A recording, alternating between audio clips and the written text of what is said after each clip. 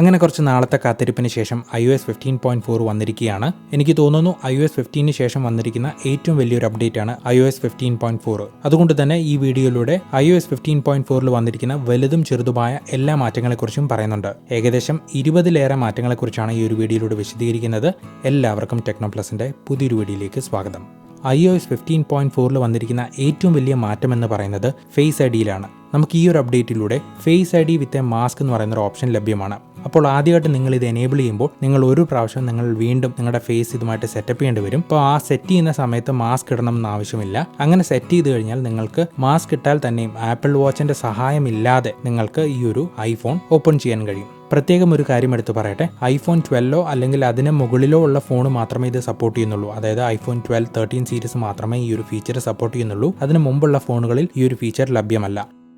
നമുക്ക് എല്ലാവർക്കും അറിയാം, കുറച്ച് നാളുകൾക്ക് മുമ്പ് ആപ്പിൾ വാച്ച് ഉപയോഗിക്കുന്നവർക്ക് മാസ്ക് ഉപയോഗിച്ചാലും ഫോൺ അൺലോക്ക് ചെയ്യാൻ ഒരു ഓപ്ഷൻ വന്നിട്ടുണ്ടായിരുന്നു. പക്ഷേ ആ ഒരു അപ്ഡേറ്റിന്റെ പ്രത്യേകത എന്ന് പറഞ്ഞാൽ നമുക്ക് ഗൂഗിൾ പേ പോലുള്ള അല്ലെങ്കിൽ ഫേസ് ഐ ഡി സെക്യൂരിറ്റിക്ക് വേണ്ടി കൊടുത്തിരിക്കുന്ന ആപ്ലിക്കേഷൻസ് ഒന്നും അൺലോക്ക് ചെയ്യാൻ കഴിയില്ലായിരുന്നു. നമ്മുടെ ആപ്പിൾ വാച്ച് ഉണ്ടെങ്കിൽ തന്നെയും നമ്മൾ വീണ്ടും പാസ്വേഡ് അല്ലാതെ കൊടുക്കേണ്ടിയിരുന്നു. പക്ഷേ ഈ ഒരു face I D with mask എന്ന് പറയുന്ന ഓപ്ഷൻ വന്നപ്പോൾ നമുക്ക് അങ്ങനെ ഒരു ആവശ്യമില്ല. നമുക്ക് ഈ ഒരു ആപ്ലിക്കേഷൻസും നമുക്ക് ഫേസ് ഐ ഡി ഉപയോഗിച്ച് തന്നെ മാസ്ക് ഇട്ടാലും ഓപ്പൺ ചെയ്യാൻ കഴിയും. ഇതാണ് iOS 15.4 വന്നിരിക്കുന്ന ഏറ്റവും പ്രധാന മാറ്റം എന്ന് പറയുന്നത്. അടുത്തതായിട്ട് പ്രധാനമായി വന്നിരിക്കുന്ന ഒരു മാറ്റം എന്ന് പറയുന്നത് iOS 15.4 വിഷ്വൽ ലുക്കപ്പ് എന്ന് പറയുന്ന ഒരു ഫീച്ചർ എല്ലായിടത്തും ഇപ്പോൾ ലഭ്യമാണ്. നമുക്കറിയാം iOS 15 ആപ്പിൾ ഈ ഒരു ഫീച്ചർ ആദ്യമായിട്ട് അവതരിപ്പിച്ചത്. പക്ഷേ ആ ഒരു ഫീച്ചർ അവതരിപ്പിച്ച സമയത്ത് എനിക്ക് തോന്നുന്നു USA മാത്രമേ ആ ഒരു ഫീച്ചർ ലഭ്യമായിരുന്നുള്ളൂ. അപ്പോൾ ഈ ഒരു പ്ലാന്റിന്റെ ഇമേജ് നിങ്ങൾക്ക് കാണാൻ കഴിയും. ഇത് ഏത് പ്ലാന്റ് ആണ് എന്ന് അറിയണമെന്നുണ്ടെങ്കിൽ നമുക്ക് ഈ ഒരു ഐയുടെ അവിടെ ഒരു ചെറിയൊരു സ്റ്റാർ മാർക്ക് പോലെ കാണാൻ കഴിയും. അവിടെ ഒന്ന് ക്ലിക്ക് ചെയ്ത് കഴിഞ്ഞാൽ നമുക്ക് മുകളിലായിട്ട് ലുക്കപ്പ് എന്ന് പറയുന്ന ഒരു ഓപ്ഷൻ വരും. അതിൽ ക്ലിക്ക് ചെയ്യുമ്പോൾ അത് ഏത് പ്ലാന്റ് ആണ് എന്നുള്ളൊരു സൂചന ഇവിടെ തരും. അപ്പോൾ ഇത് ഗോൾഡൻ പോത്തോസ് എന്ന് പറയുന്നൊരു പ്ലാന്റ് ആണ് എന്നാണ് പറയുന്നത്. എന്തായാലും ഞാൻ കുറച്ച് ഫോട്ടോസ് ട്രൈ ചെയ്ത് നോക്കിയിരുന്നു. മിക്കവാറും എല്ലാ ഫോട്ടോസും ഈ ഒരു വിഷ്വൽ ലുക്കപ്പ് എന്ന് പറയുന്ന ഫീച്ചർ ലഭ്യമാണ്. അപ്പോൾ iOS 15 വന്നിരുന്ന ഈ ഒരു വിഷ്വൽ ലുക്കപ്പ് എന്ന് പറയുന്ന ഫീച്ചർ നമുക്ക് iOS 15.4 എല്ലായിടത്തും ലഭ്യമായിട്ടുണ്ട്. അടുത്തതായിട്ട് iOS 15.4 വന്നിരിക്കുന്ന മാറ്റം എന്ന് പറയുന്നത് നമുക്ക് ചില പുതിയ ഇമോജീസ് ഇപ്പോൾ ലഭ്യമാണ്. നിങ്ങൾക്ക് ഈ കാണുന്ന ഒരു സ്മൈലി, അതുപോലെ ഹാൻഡ് ഷേക്കിനൊപ്പം തന്നെ നിങ്ങൾക്ക് പല കളർ കോഡ് മാച്ച് ആവുന്ന രീതിയിലുള്ള ഇമോജീസ്, അങ്ങനെ ഒരുപാട് ഇമോജീസ് ഓപ്ഷൻ നമുക്ക് iOS 15.4 വന്നിട്ടുണ്ട്. ഇതാണ് iOS 15.4 വന്നിരിക്കുന്ന മറ്റൊരു മാറ്റം. അടുത്തതായിട്ട് വന്നിരിക്കുന്ന ഒരു മാറ്റം എന്ന് പറയുന്നത് ഐഫോൺ 13 യൂസേഴ്സിനാണ്. നമുക്ക് എല്ലാവർക്കും അറിയാം, കഴിഞ്ഞ ആഴ്ച ആപ്പിൾ ഐഫോൺ 13 ഒരു ഗ്രീൻ വേർഷൻ ഇറക്കിയിരുന്നു. അതിന്റെ വാൾപേപ്പർ നമുക്ക് ഐഫോൺ 13 ഉപയോഗിക്കുന്നവർക്ക് സെറ്റിംഗ്സിലൂടെ മാറ്റാൻ കഴിയും. അത് ഐഫോൺ 13 ഉപയോഗിക്കുന്നവർക്ക് മാത്രമേ ആ ഒരു വാൾപേപ്പർ ഇൻബിൽറ്റ് ആയിട്ട് ലഭിക്കുകയുള്ളൂ, അല്ലാത്തവർക്ക് ലഭിക്കുന്നതല്ല. ഇനി പ്രധാന മാറ്റം വന്നിരിക്കുന്നത് ഷോർട്ട് കട്ട്സിലാണ്. ഷോർട്ട് കട്ട്സിലെ ആദ്യത്തെ മാറ്റം എന്ന് പറയുന്നത് നമ്മൾ ഈ ഒരു ആഡ് ആക്ഷനിൽ പോയിട്ട് ഓൾ ആക്ഷൻ കൊടുക്കുമ്പോൾ നമുക്കിവിടെ ഓരോ ആക്ഷനൊപ്പം ഓരോ ഐക്കൺസ് കാണാൻ കഴിയും. അപ്പോൾ പഴയ iOS 15.3 ഉണ്ടായിരുന്ന പല ഐക്കൺസും iOS 15.4 മാറിയിട്ടുണ്ട്. അപ്പോൾ അത് ചെറിയൊരു വ്യത്യാസമാണെങ്കിൽ തന്നെയും അങ്ങനൊരു ഡിഫറൻസും നോട്ട് ചെയ്തിട്ടുണ്ട്. അടുത്തതായിട്ട് ഷോർട്ട് കട്ടിൽ വന്നിരിക്കുന്ന ഒരു മാറ്റം എന്ന് പറയുന്നത് നമുക്ക് ആഡ് ആക്ഷനിൽ ഫൈൻഡ് റിമൈൻഡേഴ്സ് എന്ന് പറയുന്ന ഒരു ഷോർട്ട് കട്ട് ആക്ഷൻ നേരത്തെ ഉണ്ടായിരുന്നു. പക്ഷേ ആ ഒരു ഫിൽട്ടർ നമുക്ക് ടാഗ്സ് ഉപയോഗിച്ചും ചെയ്യാൻ കഴിയും. ഉദാഹരണം, ഇവിടെ ലിസ്റ്റ് ഈസ് റിമൈൻഡേഴ്സ് എന്ന് പകരം എനിക്ക് ലിസ്റ്റിന് പകരം ഇവിടെ ടാഗ്സ് കൊടുക്കാൻ കഴിയും. അപ്പോൾ നമുക്ക് ഇവിടെ ഞാൻ ഉദാഹരണം iOS 15 എന്ന് പറയുന്ന ഒരു ടാഗ് കൊടുത്തിട്ടുണ്ട്. ഞാനിവിടെ iOS 15 കൊടുക്കുകയാണ്. അതിനുശേഷം ഷോ റിസൾട്ട് എന്ന് പറഞ്ഞ് ഒരു ആക്ഷൻ കൂടെ കൊടുക്കുകയാണ്.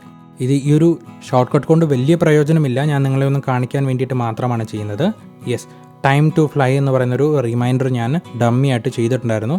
ഈ ടാഗ്സ് എന്താണ് എന്ന് അറിയാത്തവർക്ക് വേണ്ടിയിട്ട് ഞാൻ റിമൈൻഡർ ആപ്ലിക്കേഷൻ ഒന്ന് ഓപ്പൺ ചെയ്ത് കാണിച്ചു തരാം. നമുക്കറിയാം, ഇവിടെ ഓരോ റിമൈൻഡറിനൊപ്പോഴും നമുക്ക് ആഷ് കൊടുത്ത് ഒരു ടാഗ് ആഡ് ചെയ്യാൻ പറ്റും. ഇപ്പോൾ ഞാൻ iOS 15 എന്ന് പറയുന്നൊരു റിമൈൻഡർ നേരെ ചെയ്തതാണ്. ഞാൻ ഒന്നുകൂടെ നിങ്ങളെ കാണിക്കാൻ വേണ്ടിയിട്ട് പുതിയൊരു റിമൈൻഡർ കൊടുക്കുകയാണ്. ഞാൻ ഇപ്പോൾ വീഡിയോ അപ്ലോഡ് എന്ന് കൊടുക്കുകയാണ്. നോട്ട്സിൻ്റെ അവിടെ ഞാൻ ഹാഷ് കൊടുത്ത് iOS 15 എന്ന് കൊടുത്തു. അപ്പോൾ എനിക്ക് ഇവിടെ താഴെ iOS 15 എന്ന് പറയുന്ന ഒരു ടാഗ് വരും. ഞാൻ അതിൽ ക്ലിക്ക് ചെയ്ത് കഴിഞ്ഞാൽ എനിക്ക് iOS 15 എന്ന് പറഞ്ഞ് കൊടുത്തിരിക്കുന്ന ടാഗ്സ് ഉള്ള എല്ലാ റിമൈൻഡേഴ്സും വരുന്നതാണ്. ഇനി തൊട്ട് ഷോർട്ട് കട്ട്സിൽ ആ ഒരു ഫിൽട്ടർ ഉപയോഗിച്ച് നമുക്ക് കണ്ടെത്താൻ കഴിയും. ഇതും വളരെ ചെറിയൊരു മാറ്റം തന്നെയാണ്. പക്ഷേ നമുക്ക് ഷോർട്ട് കട്ട്സിൽ വന്നിരിക്കുന്ന ഏറ്റവും വലിയൊരു മാറ്റം എന്ന് പറയുന്നത്, ഒരുപക്ഷെ ആർക്കും ഇഷ്ടപ്പെടാൻ സാധ്യതയില്ലാത്തൊരു മാറ്റം എന്ന് പറയുന്നത്, നമുക്ക് എല്ലാവർക്കും അറിയാം നേരത്തെ നമ്മൾ ഐഫോണിൽ ട്രാൻസ്ലേഷൻ ഉപയോഗിച്ചുകൊണ്ടിരുന്നത് ട്രാൻസ്ലേറ്റ് വിത്ത് മൈക്രോസോഫ്റ്റ് എന്ന് പറയുന്ന ഒരു ഫീച്ചർ ഉപയോഗിച്ചാണ്. ഇപ്പോൾ ആ ഒരു ആക്ഷൻ അവർ എടുത്തു കളഞ്ഞിരിക്കുകയാണ്. ഇപ്പോൾ ട്രാൻസ്ലേറ്റ് ടെക്സ്റ്റ് എന്ന് പറയുന്ന ഒരു ഓപ്ഷൻ മാത്രമേ ഉള്ളൂ. ഇതിനൊരു വലിയൊരു പ്രശ്നം എന്ന് പറഞ്ഞാൽ ഐഫോണിന്റെ ഇൻബിൽട്ട് ട്രാൻസ്ലേറ്റർ ആയതുകൊണ്ട് തന്നെ മലയാളം പോലുള്ള പല ലാംഗ്വേജസും ഇതിനകത്ത് ലഭ്യമല്ല. അതുകൊണ്ട് നമ്മൾ നേരത്തെ ഉപയോഗിച്ചുകൊണ്ടിരുന്ന മൈക്രോസോഫ്റ്റ് ട്രാൻസ്ലേറ്റ് എന്ന് പറയുന്ന ഒരു ഷോർട്ട് കട്ട് ചിലപ്പോൾ ഈ ഒരു iOS 15.4 വർക്ക് ആകത്തില്ല. ഇനി അഥവാ നിങ്ങൾക്ക് ട്രാൻസ്ലേറ്റ് ചെയ്യണമെന്നുണ്ടെങ്കിൽ രണ്ട് വഴി മാത്രമേ ഉള്ളൂ.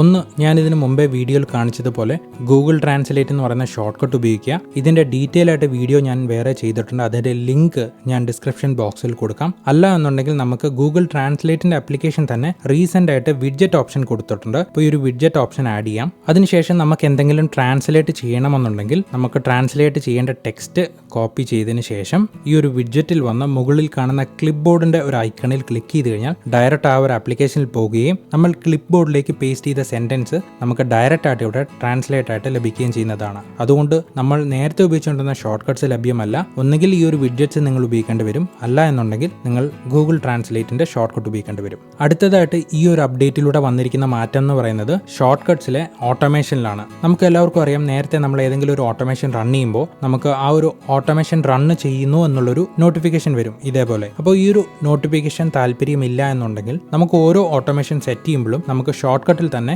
അത് ആ ഒരു നോട്ടിഫിക്കേഷൻ വരാതിരിക്കാനുള്ള ഒരു ഓപ്ഷനും കൂടെ നമുക്കിവിടെ ലഭ്യമാണ്. അതായത് ആസ്ക് ബിഫോർ റണ്ണിംഗ് എന്ന് പറയുന്ന ഒരു ഓപ്ഷൻ നമുക്ക് നേരത്തെ ഉണ്ടായിരുന്നു. അത് നമ്മൾ ഡിസേബിൾ ചെയ്യുമ്പോൾ തന്നെ നോട്ടിഫൈ വെൻ റൺ എന്ന് പറയുന്ന ഒരു ഓപ്ഷൻ വരും. ഈ ഒരു ഓപ്ഷൻ ഡിസേബിൾ ചെയ്ത് കഴിഞ്ഞാൽ നമുക്ക് ഓട്ടോമേഷൻ റണ്ണ് ചെയ്യുമ്പോഴുള്ള നോട്ടിഫിക്കേഷൻ ഒന്നും വരില്ല. ഉദാഹരണം, ഞാൻ ആ ഒരു നോട്ടിഫിക്കേഷൻ ലിങ്ക് ചെയ്തിരിക്കുന്നത് ഇപ്പോൾ സഫാരി ആയിട്ടാണ്. ഇപ്പോൾ സഫാരി ഓപ്പൺ ചെയ്യുമ്പോൾ ഇവിടെ ഈ ഒരു ഓപ്ഷൻ വരുന്നുണ്ട്. ഞാൻ ഇവിടെ ഡിസേബിൾ ചെയ്തതിന് ശേഷം ഇവിടെ ഡണ്ണ് കൊടുക്കുകയാണ്. ഇനി സഫാരി ഓപ്പൺ ചെയ്യുമ്പോൾ ആ ഒരു നോട്ടിഫിക്കേഷൻ വരുന്നതല്ല. ഇത് പ്രധാനമായിട്ട് നമ്മളെ ഹെൽപ്പ് ചെയ്യുന്നത് കസ്റ്റമൈസേഷൻ പോലുള്ള കാര്യങ്ങൾ ചെയ്യുമ്പോഴാണ്. ഇപ്പോൾ കസ്റ്റമൈസേഷനെ പറ്റി ഡീറ്റെയിൽ ആയിട്ട് മറ്റൊരു വീഡിയോ ഞാൻ ചെയ്യുന്നുണ്ട്. അതിനകത്ത് ഈ ഒരു ഷോർട്ട് കട്ടിൻ്റെയും ഓട്ടോമേഷൻ്റെയും കാര്യം ഞാൻ ഒന്നുകൂടെ വിശദീകരിക്കാം.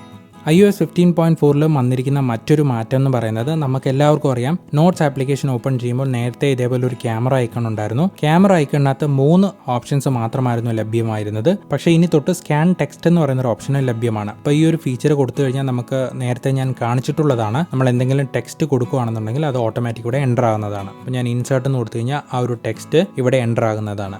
ഇതേ ഓപ്ഷൻ നമുക്ക് റിമൈൻഡേഴ്സിലും ലഭ്യമാണ്. ഇപ്പോൾ പുതിയൊരു റിമൈൻഡർ ആഡ് ചെയ്യുമ്പോൾ നമുക്ക് ഇവിടെ ഒരു ക്യാമറ ഐക്കൺ കാണാൻ കഴിയും. അപ്പോൾ ഈ ഒരു ഓപ്ഷനിലൂടെ നമുക്ക് ഇമേജസ് ക്യാമറ ഉപയോഗിച്ചെടുക്കാം, അല്ലെങ്കിൽ ഫോട്ടോ ഗാലറിയിൽ നിന്ന് ഇമേജസ് ഇമ്പോർട്ട് ചെയ്യാം. അതുമല്ലെന്നുണ്ടെങ്കിൽ നമുക്ക് ഡോക്യുമെന്റ്സും സ്കാൻ ചെയ്യാം. പുതിയതായിട്ട് സ്കാൻ ടെക്സ്റ്റ് എന്ന് പറയുന്ന ഒരു ഓപ്ഷനും വന്നിട്ടുണ്ട്. ഇത് ഞാൻ നേരത്തെ കാണിച്ചതുപോലെ നമുക്ക് ഏതെങ്കിലും ഒരു നോട്ടിൽ നിന്നോ അല്ലെങ്കിൽ ബുക്കിൽ നിന്നോ വേറെ എവിടെങ്കിലും കാണുന്ന ടെക്സ്റ്റ് നമുക്ക് പെട്ടെന്ന് തന്നെ റിമൈൻഡേഴ്സിലേക്ക് ആഡ് ചെയ്യാൻ കഴിയും. ഈ ഒരു അപ്ഡേറ്റിലൂടെ വന്നിരിക്കുന്ന മറ്റൊരു മാറ്റം നമുക്ക് സെറ്റിംഗ്സിലെ പാസ്വേഡ് സെക്ഷനിലാണ്. അപ്പോൾ പാസ്വേഡ് സെക്ഷനിൽ നിങ്ങളെ കാണിക്കാൻ വേണ്ടിയിട്ട് ഞാനൊരു യൂസർ നെയിമും അതേപോലെ ഒരു ഡൊമൈനും ഒക്കെ കൊടുത്തിട്ടുണ്ട്. ഇവിടെ നിങ്ങൾക്ക് ആഡ് നോട്ട്സ് എന്ന് പറയുന്ന ഒരു ഓപ്ഷൻ ലഭ്യമാണ്. ഇപ്പോൾ ഉദാഹരണം, നിങ്ങൾ ഏതെങ്കിലും വെബ്സൈറ്റിൻ്റെയോ അല്ലെങ്കിൽ എന്തിൻ്റെങ്കിലും യൂസർ നെയിമും പാസ്വേഡും ഇവിടെ കൊടുക്കുകയാണെന്നുണ്ടെങ്കിൽ അത് എന്തിൻ്റെയാണ് അല്ലെങ്കിൽ എന്താണ് എന്നുള്ളത് നിങ്ങൾക്ക് ഒരു പക്ഷേ അറിയാൻ വേണ്ടിയിട്ട് ഒരു ഹിന്റ് പോലെ ഇവിടെ കൊടുക്കാൻ ഇവിടെ നോട്ട്സ് എന്ന് പറയുന്ന ഒരു സെക്ഷൻ വന്നിട്ടുണ്ട്. ഇതും പുതിയൊരു ഫീച്ചറായിട്ടാണ് അപ്ഡേറ്റ് ചെയ്തിരിക്കുന്നത്. ഈ ഒരു അപ്ഡേറ്റിലൂടെ വന്നിരിക്കുന്ന മറ്റൊരു മാറ്റം, നമ്മളിപ്പോൾ ഏതെങ്കിലും ഒരു മീഡിയ പ്ലെയറോ അല്ലെങ്കിൽ ഏതെങ്കിലും ഒരു വീഡിയോ ഒക്കെ കാണുമ്പോൾ ഷെയർ പ്ലേ എന്ന് പറയുന്ന ഒരു ഫീച്ചർ നമുക്ക് നേരത്തെ ഉണ്ടായിരുന്നു. പക്ഷേ അത് കുറച്ചുകൂടെ ഇപ്പോൾ എളുപ്പത്തിൽ യൂസ് ചെയ്യാൻ പറ്റുന്ന രീതിയിൽ ഈ ഒരു ഷെയർ ഷീറ്റിൽ തന്നെ ലഭ്യമാണ്. അപ്പോൾ ഇത് ഉപയോഗിച്ച് നിങ്ങൾക്ക് ഫേസ് ടൈം വഴി മറ്റ് ഫ്രണ്ട്സുമായിട്ടൊക്കെ ഒരുമിച്ചൊരു പാട്ടുകൾ കേൾക്കാനും അല്ലെങ്കിൽ വീഡിയോസോ മൂവീസോ ഒക്കെ കാണാനും ഈ ഒരു ഫീച്ചർ ലഭ്യമാണ്. അടുത്തതായിട്ട് പ്രധാനമായും വന്നിരിക്കുന്ന മറ്റൊരു മാറ്റം, സെറ്റിംഗ്സിൽ നമുക്ക് സിരി ഓപ്ഷനിൽ പോയി കഴിഞ്ഞാൽ സിരി വോയിസിനകത്ത് അമേരിക്കൻ വെറൈറ്റിയിൽ ഒരു 5ാമത് ഒരു വോയിസും കൂടെ ആഡ് ചെയ്തിട്ടുണ്ട്. പക്ഷേ എനിക്ക് പേഴ്സണലി ഈ ഒരു വോയിസ് ഇഷ്ടപ്പെട്ടില്ല. അപ്പോൾ നിങ്ങൾക്ക് അഥവാ ഇഷ്ടപ്പെടുകയാണെന്നുണ്ടെങ്കിൽ ഈ ഒരു ഫീച്ചറും കൂടെ ലഭ്യമാണ്. അടുത്തതായിട്ട് സിരിയിൽ വന്നിരിക്കുന്ന മറ്റൊരു മാറ്റം എന്താണെന്ന് പറഞ്ഞാൽ, ഇനി മുതൽ നമ്മൾ ഓഫ്ലൈൻ ആയിരുന്നാലും നമുക്ക് ടൈമും അതുപോലെ ഡേറ്റും പറഞ്ഞു തരും. പക്ഷേ ഇതൊക്കെ വളരെ ചെറിയ മാറ്റങ്ങളാണ്. എന്തായാലും ഞാൻ നിങ്ങളൊന്ന് കേൾപ്പിച്ചു തരാം. What is the time now? It's 1:42 AM. Yes, offline ആണ്, എന്നാലും അത് കൃത്യമായിട്ട് ടൈം പറഞ്ഞിട്ടുണ്ട്. അടുത്തതായിട്ട് ഈ ഒരു അപ്ഡേറ്റിലൂടെ കൊണ്ടുവന്നിരിക്കുന്ന മറ്റൊരു മാറ്റം എയർ ടാഗ് ഉപയോഗിക്കുന്നവർക്ക് വേണ്ടിയിട്ടാണ്. അതായത് നിങ്ങൾ ആദ്യമായിട്ട് എയർ ടാഗ് ഉപയോഗിക്കുമ്പോൾ ഇതേപോലെ നിങ്ങൾക്കൊരു നോട്ടിഫിക്കേഷൻ പോലെ വരുന്നതാണ്. അതായത് നിങ്ങൾ മറ്റുള്ളവരെ ട്രാക്ക് ചെയ്യാൻ വേണ്ടിയിട്ട് ഇത് ഉപയോഗിക്കരുത്, അത് പല സ്ഥലങ്ങളിലും ഒരു ക്രൈമാണ് എന്നുള്ളത് ഒരു വാൺ ചെയ്യാൻ വേണ്ടിയിട്ടാണ് ഇതേപോലെ ഒരു ഫീച്ചർ ആപ്പിൾ കൊണ്ടുവന്നിരിക്കുന്നത്. എയർ ടാഗിനെ പറ്റി പറയുമ്പോൾ നമ്മളെ ആരെങ്കിലും എയർ ടാഗ് ഉപയോഗിച്ച് ട്രാക്ക് ചെയ്യാൻ ശ്രമിക്കുകയാണെന്നുണ്ടെങ്കിൽ സാധാരണ നമുക്കൊരു നോട്ടിഫിക്കേഷൻ വരണം. അതായത് നിങ്ങളുടേതല്ലാത്ത ഒരു എയർ ടാഗോ അല്ലെങ്കിൽ അതേപോലെ ഒരു ട്രാക്കിംഗ് ഐറ്റം നിങ്ങളുടെ അടുത്തുണ്ട് എന്നുള്ളത്. അത് നമ്മളെ അറിയിക്കുന്നത് നമുക്ക് നോട്ടിഫിക്കേഷൻ ഓപ്ഷനിൽ വന്നു കഴിഞ്ഞാൽ കുറച്ച് താഴെയായിട്ട് ട്രാക്കിംഗ് നോട്ടിഫിക്കേഷൻ എന്ന് പറയുന്ന ഒരു ഓപ്ഷൻ കാണാൻ കഴിയും. അപ്പോൾ ആ ഒരു ഓപ്ഷനിൽ വന്നാൽ നിങ്ങൾക്ക് ഏത് രീതിയിലാണ് ഈ ഒരു നോട്ടിഫിക്കേഷൻ വരേണ്ടത് എന്നുള്ളത് നിങ്ങൾക്ക് മാനേജ് ചെയ്യാൻ പറ്റും. ഇതും ഈ ഒരു അപ്ഡേറ്റിലൂടെ വന്ന മറ്റൊരു മാറ്റമാണ്. ട്രാക്കിംഗ് നോട്ടിഫിക്കേഷനെ പറ്റി പറഞ്ഞപ്പോൾ അടുത്തതായിട്ട് ഒരു അപ്ഡേറ്റ് വന്നിരിക്കുന്നത് ഫൈൻഡ് മൈ ആപ്ലിക്കേഷനുമായിട്ട് ബന്ധപ്പെട്ട് കിടക്കുന്നതാണ്. അതായത് നമുക്ക് ഫൈൻഡ് മൈ ആപ്ലിക്കേഷനിനകത്ത് നമുക്ക് ഇതിനോടനുബന്ധിച്ച് വരുന്ന നോട്ടിഫിക്കേഷൻസ് കസ്റ്റമൈസ് ചെയ്യാൻ ഒരു ഓപ്ഷൻ ലഭ്യമാണ്. അതേപോലെ നേരത്തെ കാണിച്ചതുപോലെ തന്നെ ട്രാക്കിംഗ് നോട്ടിഫിക്കേഷൻ ഫൈൻഡ് മൈ ആപ്ലിക്കേഷനിൽ നിന്നും നമുക്ക് കസ്റ്റമൈസ് ചെയ്യാൻ കഴിയും. ഇനിയൊരു മാറ്റം വന്നിരിക്കുന്നത് മാഗ്നിഫയർ ആപ്ലിക്കേഷനിലാണ്. മാഗ്നിഫയർ ആപ്ലിക്കേഷനിൽ നമുക്കിവിടെ ഒരു ക്യാമറ ഐക്കൺ കാണാൻ കഴിയും. എൻ്റെ ഫോൺ iPhone 12 ആണ്, അതുകൊണ്ട് തന്നെ ഇതിനകത്ത് വലിയ ഡിഫറൻസ് ഒന്നുമില്ല. പക്ഷേ iPhone 13 Pro പോലുള്ള ഫോൺ ഉപയോഗിക്കുന്നവർക്ക് നമുക്ക് ഇവിടെ ഈ ഒരു ക്യാമറ ഐക്കണിൽ ക്ലിക്ക് ചെയ്യുമ്പോൾ 3 ഓപ്ഷൻസ് കാണാൻ കഴിയും. 1 നോർമൽ, അതേപോലെ 2 ഫ്രണ്ട്, പിന്നെ 3 ക്ലോസ് അപ്പ്. അപ്പോൾ ഇതെൻ്റെ നോർമൽ രീതിയിലുള്ള ബാക്ക് ക്യാമറയാണ്. ഇത് ക്ലിക്ക് ചെയ്യുമ്പോൾ ഫ്രണ്ട് ക്യാമറയിലേക്കും പോകും. ഇത്ര മാത്രമേ എൻ്റെ ഫോണിൽ വരികയുള്ളൂ. പക്ഷേ iPhone 13 Pro പോലുള്ള ഫോൺ ഉപയോഗിക്കുന്നവർക്ക് ക്ലോസ് അപ്പ് എന്ന് പറയുന്ന ഫീച്ചറും കൂടെ ഈ ഒരു ഓപ്ഷനിൽ വരുന്നുണ്ട്. എനിക്ക് തോന്നുന്നു 13ലും വരുന്നുണ്ടെന്ന് തോന്നുന്നു. എന്തായാലും iPhone 13 സീരീസിലാണ് ഇത് വരുന്നത് എന്നാണ് എൻ്റെ അറിവ്. ഒരുപക്ഷെ 12 Proയിലും ഇത് വരാൻ സാധ്യതയുണ്ട്, 3 ക്യാമറകൾ ഉള്ളതുകൊണ്ട് തന്നെ. എന്തായാലും iPhone 12 സീരീസിൽ ഇത് ലഭ്യമല്ല. മറ്റൊരു മാറ്റം iPhone 13 സീരീസ് ഉപയോഗിക്കുന്നവർക്ക് വേണ്ടിയിട്ടാണ്. അതായത് iPhone 13 Pro സീരീസ് ഉപയോഗിക്കുന്നവർക്ക് വേണ്ടിയിട്ടാണ് വന്നിരിക്കുന്നത്. നമുക്ക് എല്ലാവർക്കും അറിയാം iPhone 13 Proയിൽ ഒരു 120 ഹെർട്സിന്റെ സ്ക്രീനാണ് ഉള്ളത്. പക്ഷേ പല തേർഡ് പാർട്ടി ആപ്ലിക്കേഷനുകളും ആ ഒരു 120 ഹെർട്സിന്റെ ഫീച്ചർ ഫുള്ളായിട്ട് ഉപയോഗിക്കുന്നുണ്ടായിരുന്നില്ല. എന്തായാലും iOS 15.4 അങ്ങനെ ഒരു ഓപ്ഷൻ ഡെവലപ്പേഴ്സിന് ഇപ്പോൾ ലഭ്യമാണ്. അതായത് തേർഡ് പാർട്ടി ആപ്ലിക്കേഷൻസും ഫുൾ 120 ഹെർട്സ് ഉപയോഗിക്കാൻ പറ്റുന്ന രീതിയിലാണ് ഈ ഒരു അപ്ഡേറ്റ് വന്നിരിക്കുന്നത്. ഇനി അടുത്തതായി പറയുന്ന കാര്യം വളരെ ചെറിയൊരു മാറ്റമാണ്. അതായത് നമുക്ക് സഫാരി ഓപ്ഷനിൽ വന്നു കഴിഞ്ഞാൽ ഇവിടെ അഡ്വാൻസിൽ എക്സ്പെരിമെൻ്റൽ ഫീച്ചേഴ്സ് എന്ന് പറയുന്നൊരു ഓപ്ഷൻ കാണാൻ കഴിയും. ഇവിടെ നിങ്ങൾ വരുമ്പോഴത്തേക്ക് പുഷ് API എന്ന് പറയുന്നൊരു ഫീച്ചർ കാണാൻ കഴിയും. ഇതിപ്പോൾ എന്തായാലും ഡിസേബിൾ ആയിട്ടാണ് കിടക്കുന്നത്. അതായത് ഒരുപക്ഷെ ഈ ഒരു അപ്ഡേറ്റിൽ അല്ലെങ്കിൽ പോലും അടുത്തൊരു അപ്ഡേറ്റിലൂടെ നമുക്ക് വെബ് ആപ്ലിക്കേഷൻസും നോട്ടിഫിക്കേഷൻ അയക്കാൻ പറ്റുന്ന രീതിയിൽ ഒരു മാറ്റം വരുന്നുണ്ട് എന്നുള്ളതാണ് ഇത് സൂചിപ്പിക്കുന്നത്.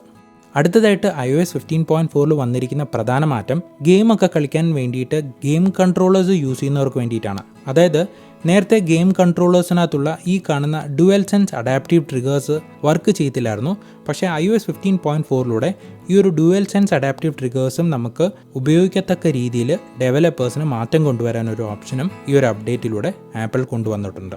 പിന്നെ വന്നിരിക്കുന്ന മാറ്റം എന്ന് പറയുന്നത് നമുക്ക് ഇന്ത്യൻ യൂസേഴ്സിന് വലിയ ബാധകമല്ലാത്ത കാര്യങ്ങളാണ്. അതായത് ആപ്പിൾ കാർഡ് ഉപയോഗിക്കുന്നവർക്ക് ആപ്പിൾ വാലറ്റ് വിഡ്ജറ്റ് വന്നിട്ടുണ്ട്.